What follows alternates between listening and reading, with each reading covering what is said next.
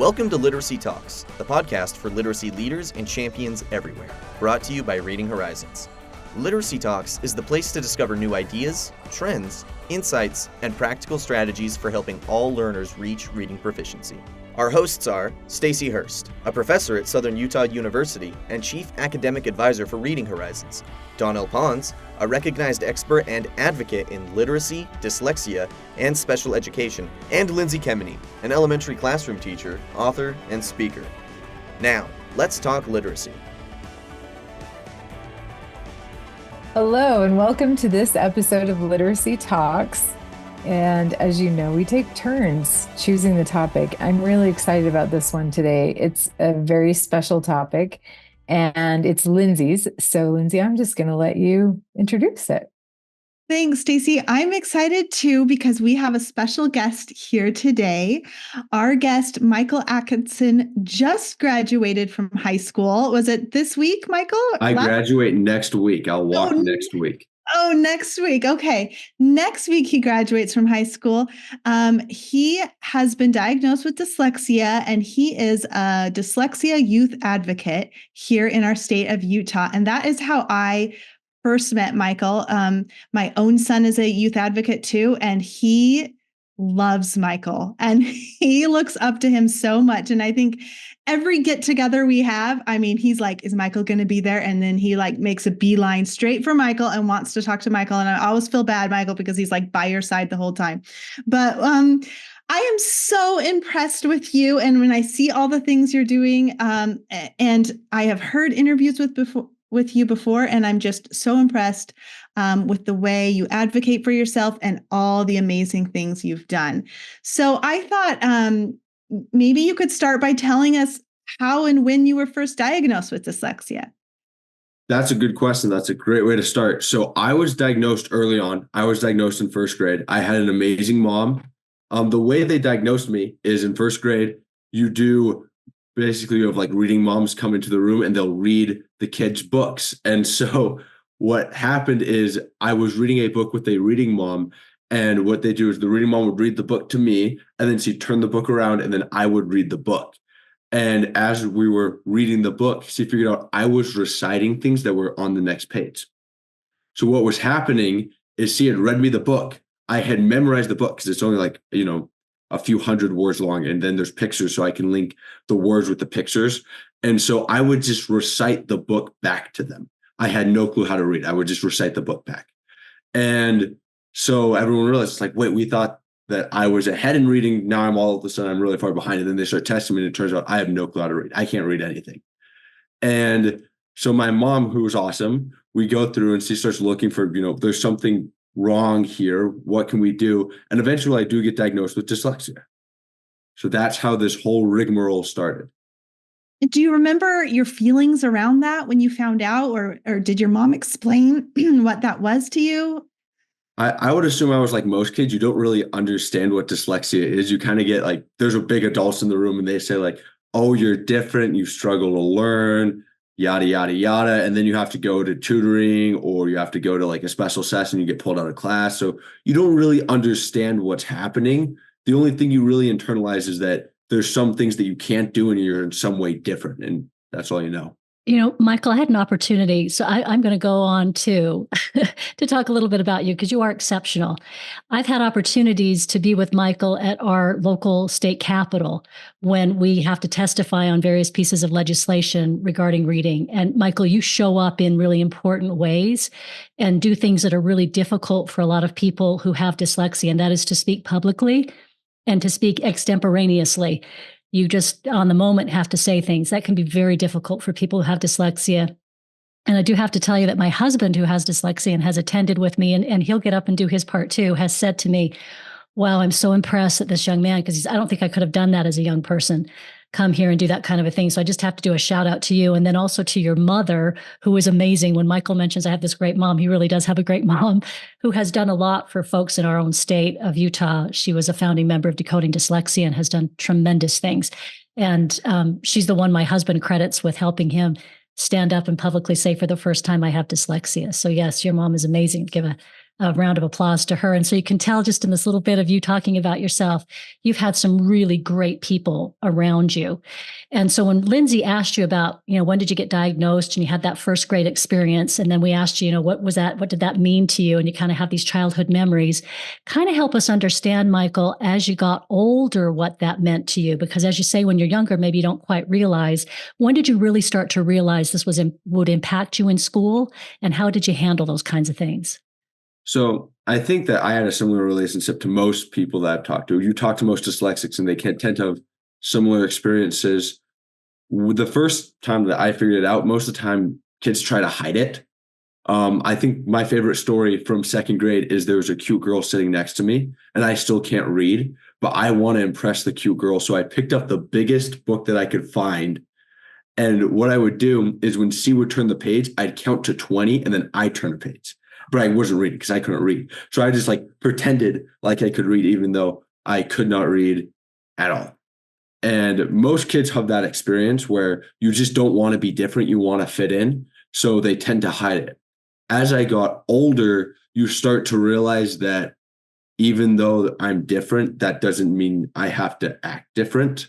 And as you grow up and you become more mature, you find ways to advocate for yourself and find creative solutions to the problem. So eventually, by the time I got to high school and junior high, I have my own Chromebook. So I just have spell check on my Chromebook and that helps.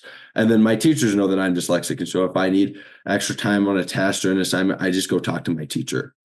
And so over time, you just kind of grow into it where you grow up, you become more mature and you can advocate. The tricky thing is getting a lot of kids, they're not very confident. I'm always overconfident. I'm too confident in some ways. But most kids, they don't want to go talk to their teachers. They don't want to go talk to even their parents about how something is hard or something is difficult.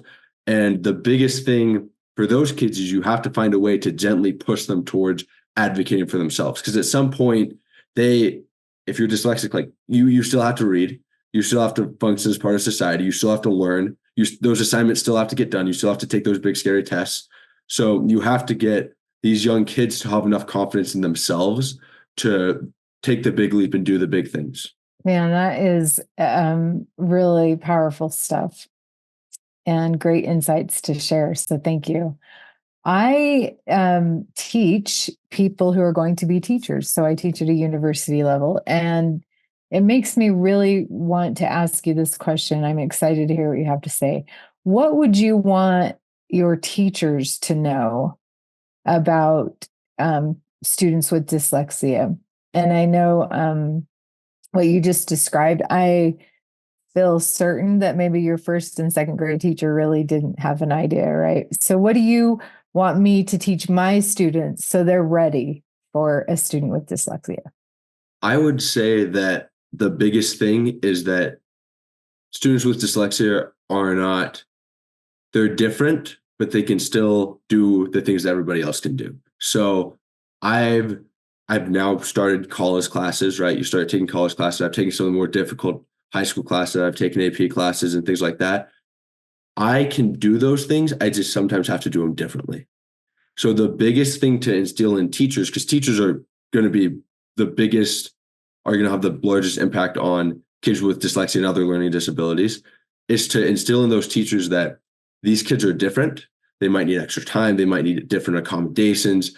And you might have to do things a little bit differently and be a bit more patient. But ultimately, they are equally as capable. They just have a different path to getting there, getting to the finish line. So I would like you to instill in those teachers, don't treat us so differently that we can't live up to our potential. But at the same time, don't just dismiss clear disabilities and just, kind of tell us to walk it. Fantastic. I'm going to play this to my students directly. So you just told them. Thank you, Michael. Yeah, I love that. It's the high expectations, right? Mm-hmm. We can have high expectations for all of our students. We can have high expectations for our students with dyslexia. And Michael, you were telling us kind of this experience. You were diagnosed in first grade. You're in second grade. You can't read. You're pretending to read in class to impress the girl you like, right? And just to fit in. Do you remember anything about learning, like how you learned to read? Did your mom help you? Were you doing tutoring? What helped you? So for the first little bit, my family was in a good enough position where we could pay for tutoring, but eventually we didn't have enough money to pay for tutoring, as many families I'm sure can relate to. So my mom actually trained herself how to tutor me, which once again, I'm here because I have an awesome mom. My mom's a superstar. But eventually, I believe the first system she used was Spire, and she used Spire. She taught herself Spire, and she tutored me. And most of what I remember from tutoring is fuzzy. I never liked it. Kids never like being tutored. It sucks. But I do distinctly remember still like all the phonics and learning all the vowel teams and things like that. So I do remember it vaguely, but I don't remember enough of it to give you details. Michael, I love that. He's so honest because it's the truth, right? I've got a question for you because Michael, I just cannot get over how comfortable you are, and you're so articulate about these things. Help us understand, because I'm certain you've had peers and other people, clearly from being an advocate like you are, tell you things about how difficult it is. What advice do you give to other people that are in a similar situation, that are younger, who are talking to you saying, gosh, I'm just so uncomfortable, or I don't know what to do? What advice do you give? There's really two pieces of advice. The first piece of advice is seek out the help you need. If you have dyslexia, you're going to need accommodations, and the accommodations you need are going to depend on your circumstances and your level. And ultimately, you need to go and seek out and advocate for yourself and get those accommodations that you need.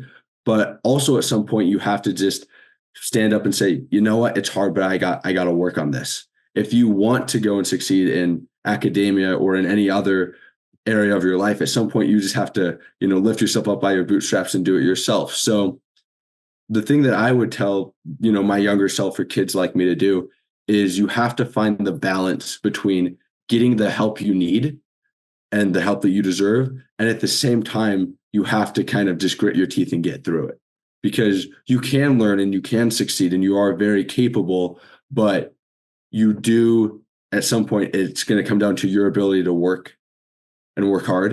And it's also going to come down to what can you get from other people to help you. Michael, you've hit on something so critical, and it's that balance that you're talking about between, I really do legitimately need some help. It's figuring out what kind of help and how much and what it's going to look like. And then, as you say, doing something hard, because it's going to be hard. A lot of things will be difficult, and finding the way to do it. Gosh, I love that's great advice. Yeah. And as you were talking, I was wondering what kind of accommodations help you the most? And do you think that would that be most useful for every student with dyslexia, or is it different? So accommodations are so unique to the student. When I was younger, I had more accommodations than I do now. So when in like second, third grade, I still can't read. So my primary method of learning was audiobooks. I got everything through audiobooks because that's the only way I could consume information reliably. So for me, audiobooks were a big one. As I got older, the big thing was I always needed spell check. Sometimes you needed extra time on assessments. That's when I used a lot. Now, as I'm older in high school, every high school student has a Chromebook in Utah, which is fantastic. So I had spell check just given to me, which was fantastic. And then the only one that I have used recently was time and a half on tests. I did request time and a half on tests from for my ACT and my AP test from College Board. I qualified for time and a half, so I used that. But over time, it's different for every person. For example, I just took flight finals. I was taking flight classes in ground school for becoming a pilot from UVU. And those tests are very rigorous and very intense. They're FAA exams. I don't get accommodations on those exams. And I didn't ask for them because it was at the point where I felt comfortable enough that I could do them. I'm at the point where I can read fast enough and my reading comprehension is good enough that I can do it. Although that's not necessarily applicable for everyone. Not everyone can do that. So the hardest thing with accommodations is finding, once again, that balance of every kid's going to need a different thing. And it's really hard to figure out what that kid needs because ultimately they're going to decide what they're comfortable with. Michael, you were just talking about your piloting class. Do you have what is your favorite class, your favorite subject? So my favorite subject has always been social sciences. I am really good in the social sciences. I'm a Sterling Scholar. I'm a state finalist Sterling Scholar in social science for the state of Utah. I've received numerous academic rewards for social science. So that's like my favorite subject. I love it. I'm involved politically, obviously. We've referenced I have lobbying experience. I've worked on campaigns. I'm staffing a campaign right now. So I've always loved the social sciences. And then I love aviation. Aviation is my baby. It's what I spend my time on. It's a really expensive career to get into, but it's what I want to do. So those are like my two favorite subjects right now. That's awesome. Michael, you've given us so much great advice. I really do hope, like you said, Stacey, I'm going to play this for my students. I have so many people I want to listen to this. Michael, give me some of your life hacks. I mean, you seem a guy that you get in there, you figure it out. What are some of those things, Michael, that were tried and true or that you figured out and you're like, gosh, if everybody just had this, I think it might help.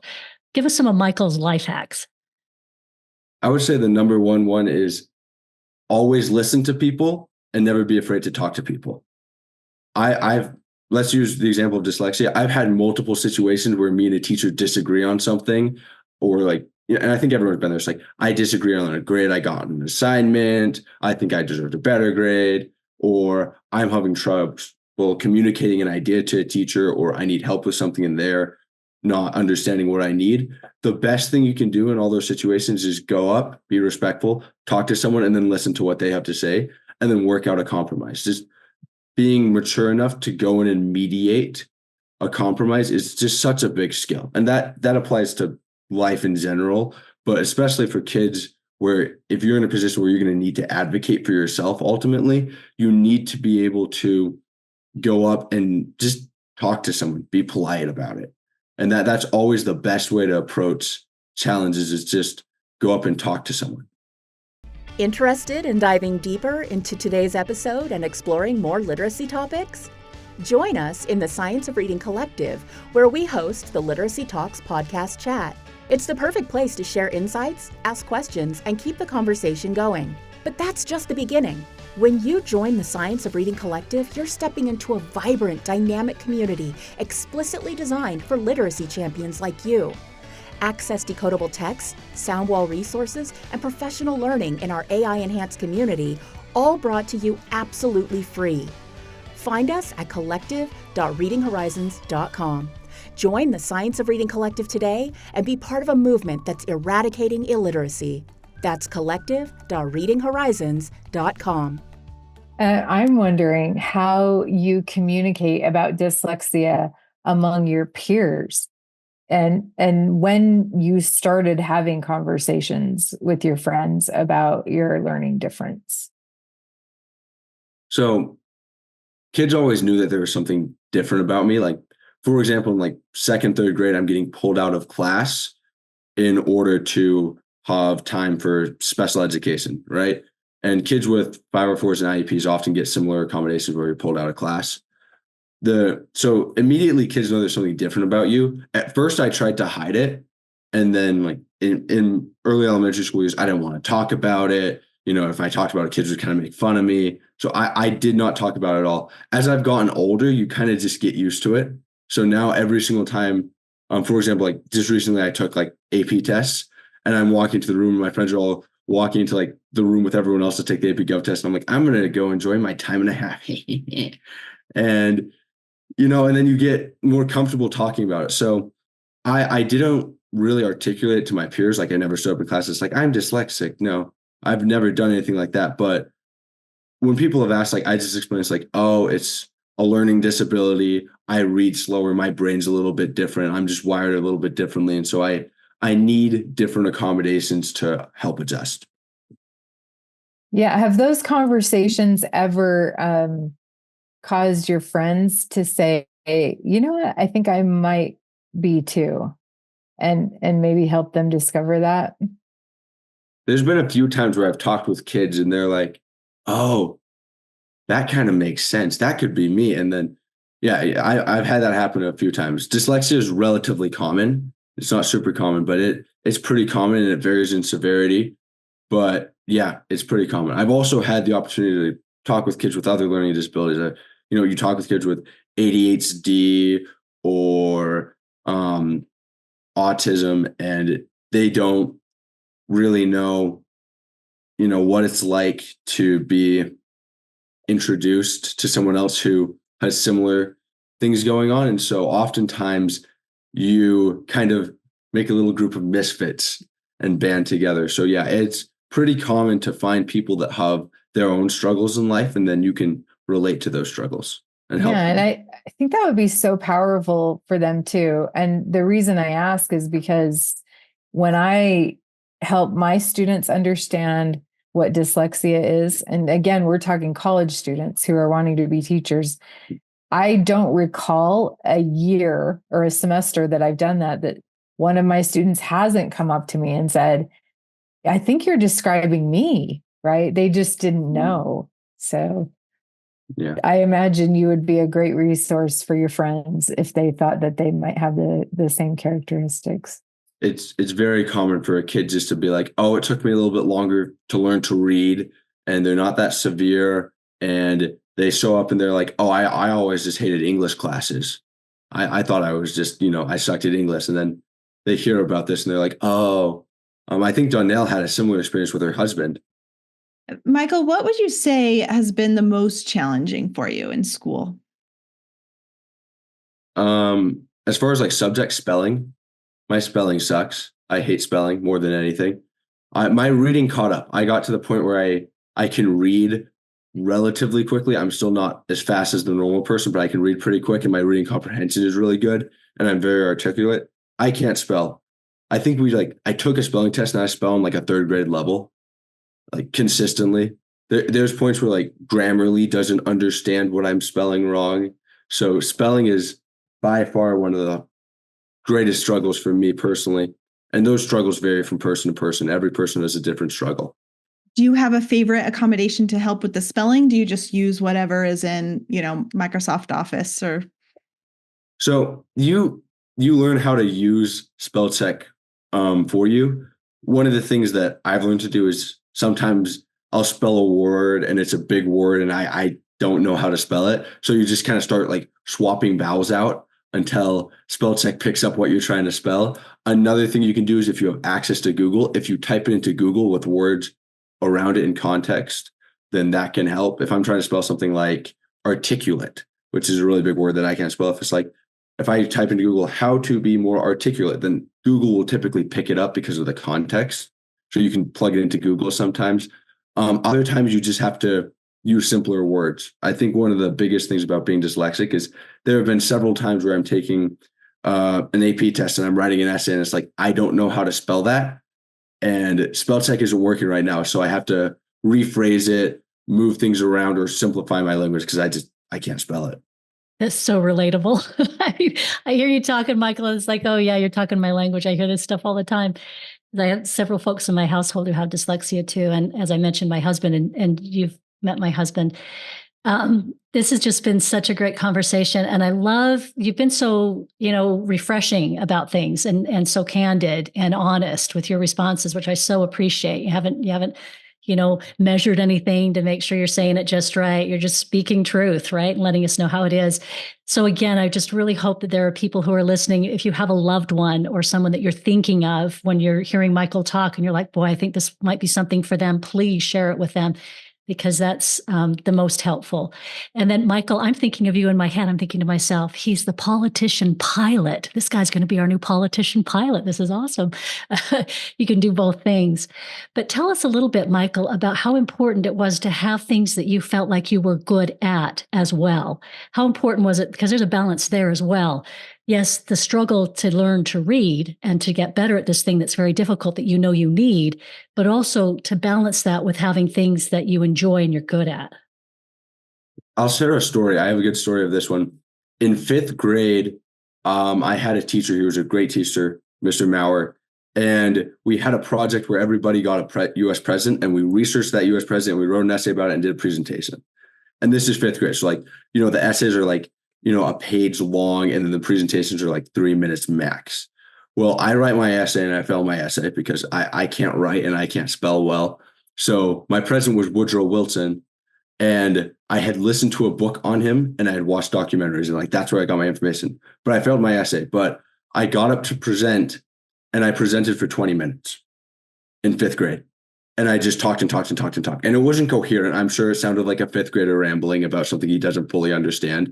Because I had like vague ideas of who Woodrow Wilson is. Now, if I talk about Woodrow Wilson, I'll get mad because I don't like him that much. But as a fifth grader, I just rambled on and on and on and on and on. And I was talking about, 14 points in international policy and race relations and Southern, revisionist history and all of these things that I didn't quite understand, but I enjoyed it enough that I wanted to articulate myself and talk about it. And I talked about it for 20 minutes. And I remember that there was a girl in my class that got mad because I started eating into recess time. And there's nothing more sacred in elementary school than recess time. But after I gave my presentation that was way too long and very incoherent, my teacher walked up to me and he's like, Michael, you just presented for 20 minutes. I'm like, I know, I'm sorry. It was my bad. And he's like, Michael, you talked for 20 minutes. You're really smart. And it was one of those moments where it kind of hit me and I was like, wait, I like this. I can do this. I'm good at this. I can stand up and talk. And so everyone has to, in some way, kind of find that thing that they're good at. And if you don't know what that thing is, then go start trying things and you'll find it, because everyone has talents and things that they can bring to the table. And one of the greatest crimes is when someone has a talent and they hide it away and they don't develop it because they don't know what it is or because they're scared to do things. Yeah.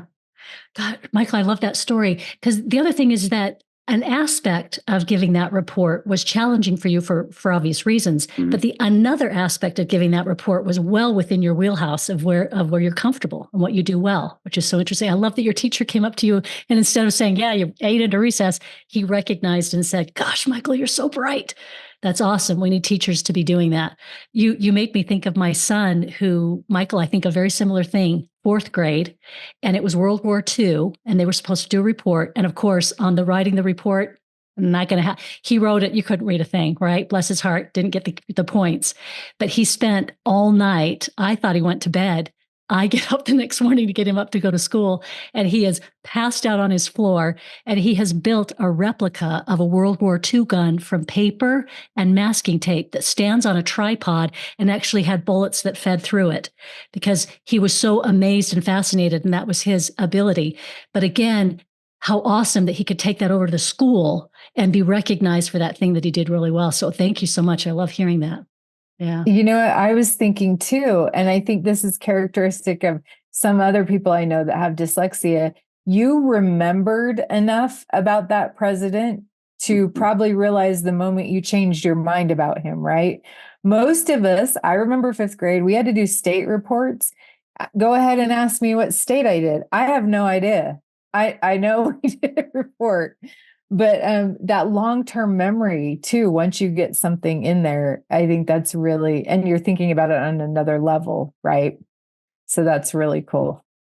I like that you mentioned you've changed your mind about him too. And not that I have feelings about Woodrow Wilson one way or the other, but I think that's smart. I think there is another question on here that I'd like to ask, if you don't mind. We don't have recess, so I think we're okay here. But although I do kind of miss recess, we should bring it back. Recess for everybody. What do you think? What do you think that people think about dyslexia that's not true that you'd like them to know? Is maybe a myth about it. I think there's a lot of common misconceptions. The funniest one is when people think that I just see letters backwards. That's a really funny one. I don't. I see letters the same way everybody else does. I just can't process them as well as you can. There's myths that float around, like people think it's like, oh, it's just an attachment to ADHD, because ADHD and dyslexia typically and oftentimes are linked or correlated. So people think it's just, oh, it's just he can't focus or she can't focus. They can't read well. They can't sit down and focus. That's a very common misconception. If you hand me a colored piece of paper and say I'll read better on it, I might throw it back at you. That's happened a few times where teachers are like, here, if you use the purple paper, you'll read. I promise. It's like, no, that doesn't work. The biggest thing to do is you just have to educate people about how it works and how to help people with it, because ultimately a dyslexic brain and a normal brain, they're so similar, and people that are dyslexic versus not dyslexic, they're so similar. We have the same interests. We more or less think the same way. It's just that you're going to naturally be able to learn how to spell and read faster than I will. And that's it. So just educate people on the best ways to help people with dyslexia and on what dyslexia looks like. And how has dyslexia been positive for you? There are other positive traits that a lot of dyslexics have. A lot of dyslexics are very good at pattern recognition. They have very strong memories typically. A lot of us have very strong mathematical skills and are very mathematically inclined. Three, being able to look at maps. We're really good with things like maps and cartography. And once again, that image recognition, very strong image recognition. For example, we play games as pilots where you're trying to orient yourself in 3D space, because if you're in a plane, there's different ways that your body can get tricked into thinking that you're straight up, or you're flying straight and level, and you're flying straight into the ground. So you have tests for spatial recognition. I'm always really good at spatial recognition. It's just a natural talent of mine. A lot of dyslexics are very similar. Ultimately, it varies on an individual basis. I know dyslexics that are really, really talented at math and are really good at it. I know dyslexics that hate math more than they hate reading. And so it depends. It's so individual, but I love that you found your things, and you know what you're good at. It's wonderful. And I love, Michael, that you've shared. I mean, it's the confidence to know that what dyslexia is and to give it its due, but not to make it so big that it takes over your life, right? This is what it is. It goes here. This is what it impacts. But I've got all of this, right? The me. I love it. What's next for you, Michael? You're graduating from high school next week. You've got several awards. You're the Sterling Scholar. What do you plan to do? So the first thing is I'll be gone. I'll be out of country for the next 2 years on an ecclesiastical mission. After that, right now I'm committed to UVU, so Utah Valley University. They have a really good flight program. So I will go there. I'll finish up my associates in about a semester, and then I'll start their flight program. So the goal right now, the plan that's totally subject to change at any time, because I'm an idiotic 18-year-old that kind of thinks he knows what he wants, is to go to UVU and go through their flight school and become a pilot. That's the plan. Awesome. Wonderful. That is a great plan. And I would be remiss to not let you know that Southern Utah University also has a great flight program. For helicopters, their planes are okay. Oh, man. Helicopters are fantastic, but their planes are just... You have UVU and USU in the same state. You go to SUU for planes. Helicopters, I get it, but planes, yeah. Okay, that's fair. I guess I don't know enough about it to know that. Michael's depth of knowledge, Stacy. Don't go against it. I'm trusting it for sure. But I can attest to the quality of our sociology and political science program too. So I'm just saying, maybe when you get home, you'll be in Nicaragua, right? For 2 years. So you'll get to learn another language. Have you studied it? I've started studying Spanish. It's a whole lot of fun with dyslexia. You get to learn how to read in a whole new language. That's what I was wondering about. Would you mind meeting with us when you get back and we can hear an update? But I wonder how learning that language will be for you as well. We'll see. It's typically right now, the LDS Church has a really good language learning program. Their MTCs are very, very, very good at teaching people the language. And then ultimately, you're in a foreign country where the only people you're with speak Spanish. So you either learn to speak Spanish or you don't get to speak. So I'm pretty confident that I can learn it. It's going to be great. The vowels don't make funny sounds when they're in funny places in words. The vowels are significantly better in Spanish. I was going to say they have fewer phonemes. Their phoneme grapheme correspondences are a lot tighter than ours. So it might be pretty easy for you. We might just want to give up on English and just go for Spanish. Purely for the dyslexics. Oh my goodness. Any other questions for you guys? Michael, is there anything you'd like to share that you haven't had the chance to? No, I think this was great. You guys had amazing questions.